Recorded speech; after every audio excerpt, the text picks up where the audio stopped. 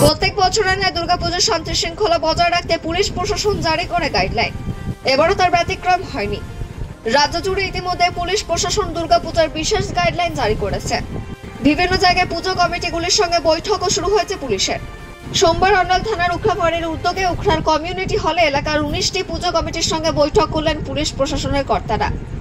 পুজো কমিটির কর্তাদের পাশাপাশি অনুষ্ঠানে উপস্থিত ছিলেন সিআইবি দুর্গাপুর পিন্টু মুখার্জি, অন্ডাল ওসি তন্ময় রায় এবং উখড়াফড়ের আইসি মইনুল হক।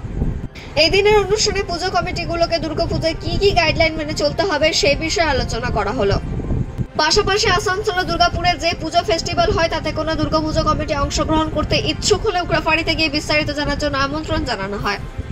দুর্গাপুর সাব ডিভিশনের মধ্যে যে সকল পুজো কমিটিগুলি রয়েছে তারা দুর্গাপুরের পুজো ফেস্টিভ্যালে অংশ নিতে পারেন। আর রানীগঞ্জ বিধানসভার অন্তর্গত যে সকল পুজো কমিটি রয়েছে যারা আসানসোল সাব ডিভিশনের মধ্যে পড়েন তারা আসানসোলের দুর্গাপুজো ফেস্টিভ্যালে অংশ নিতে পারেন বলে জানানো হয়। এছাড়াও পুলিশের তরফে যে সকল সরকারি গাইডলাইন পুজো কমিটিদের উদ্দেশ্যে জানানো হলো তা হলো যেমন ডিজে বাজানো বন্ধ থাকবে আতশবাজি ফাটানো। পাশাপাশি দ্বাদশী দিন পর্যন্ত প্রতিমা নিরঞ্জনের শেষ সময়সীমা নির্ধারণ করে দেওয়া হয়েছে। পুজো কমিটিগুলি সরকারি নির্দেশ মান্য করে তাদের পুজো পরিচালনা করবেন বলে জানিয়েছেন তারা। অন্ডাল থেকে জিৎ মিশ্রা রিপোর্ট নিউজে।